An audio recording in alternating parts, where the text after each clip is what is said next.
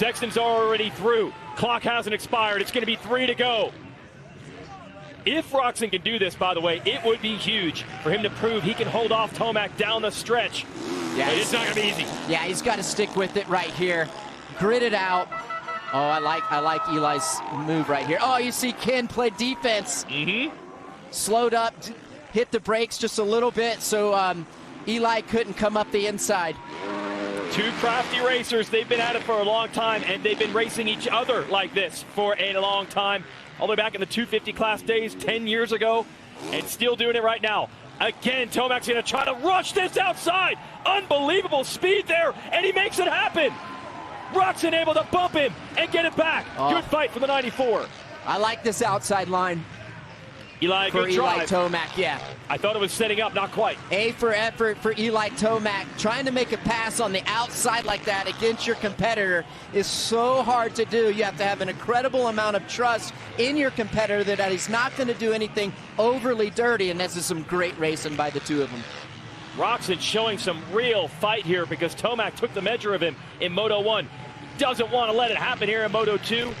ROCZEN has been very adamant that he can get back to his old form. He missed half a Monster Energy Supercross with illness. He's showing some heart here. Oh, he's all over him right here. All right, back into this high-speed stuff. ROCZEN was pretty good through here a lap ago, but listen to the fans.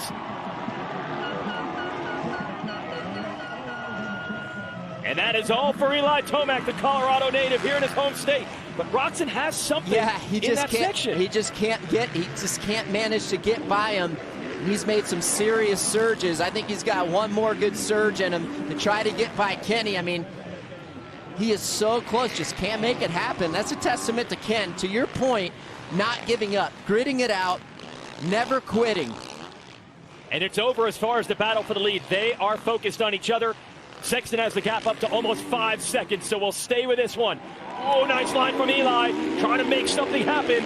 It's going to be 2 to go after this right-hander.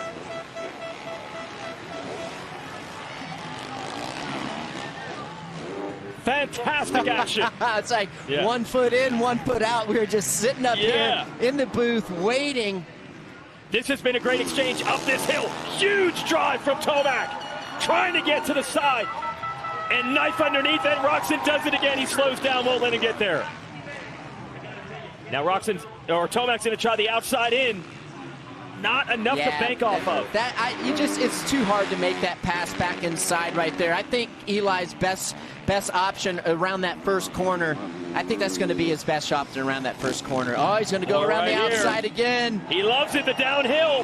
Who's going to get on the brakes latest? Side by side. And ROCZEN does it again. Bumps Eli out. And Eli, I think he might have said that's it. Pulls a tear off and lets him have a ton of ground. Now, that wasn't dirty or anything by ROCZEN. No. Take us through it, RC. That was good stuff. Yeah, he goes through the same move. He's a little further behind this time, actually, which I'm surprised he still went for it. He has a lot of trust in Ken, and I feel like that might have been the last-ditch effort for Eli Tomac to get by Ken ROCZEN. Now, from an overall standpoint, he's got it in the bag. Yes, he does. But for the Honda boys, who were so great at the opening round, going 1-2 in both motos, you could sense Anderson was getting it back together last week. You could sense Tomac was getting it back together. They needed this. They needed the fight back. Great response by that HRC Honda team. They're doing a great job, especially with Chase Sexton, getting him comfortable. Oh, yeah, there were real rumblings mid-season about Sexton with the motorcycle, struggling with it. And boy, have they ever put it back together for him with that opening round win. And now he's proving it's not just an opener thing. It's not just a California thing. This was big.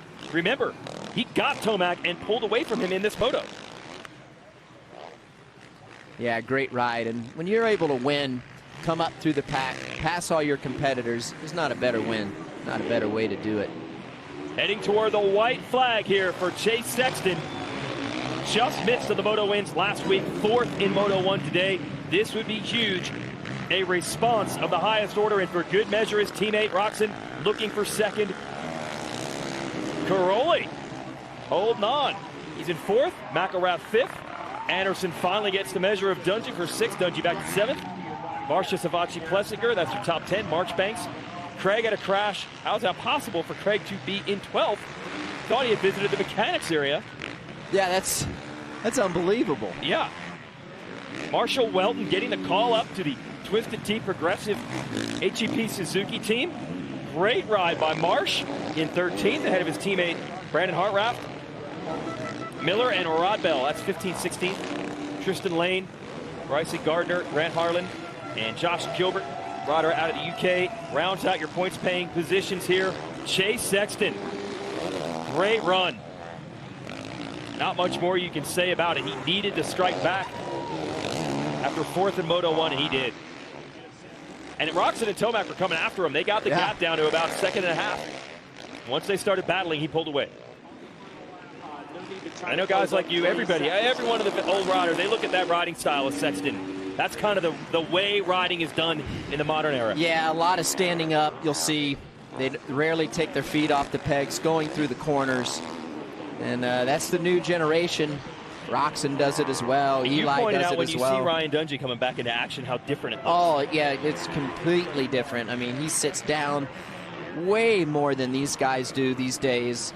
And these guys ride with a lot more balance and let the bike work underneath them, and just completely different. You know, this generation is different, and for a good measure, I believe. Everybody's been waiting, for that style and form and speed. Oh, no! Sexton has gone down. He's tipped over. He's got 3.8 seconds to work with on ROCZEN. I believe that was a lot rider. No, that was ROCZEN. ROCZEN is going to steal the Moto win on the last lap. We have seen this before from Chase Sexton. Back to the Minneapolis round of Monster Energy Supercross. He had a sure win slip through his fingers. And now we have to do the calculations for the overall. I believe it's going to be ROCZEN, Ken Roczen. He's going to win the overall here for the second year in a row with a 2-1. And all of that fight to hold off Tomac is going to pay off. Ken Roczen has won in Thunder Valley. Unbelievable. Eli Tomac probably thought he has the race win right here. Yeah, so I little does he know. Yes, because Sexton got up in front of him. That's right.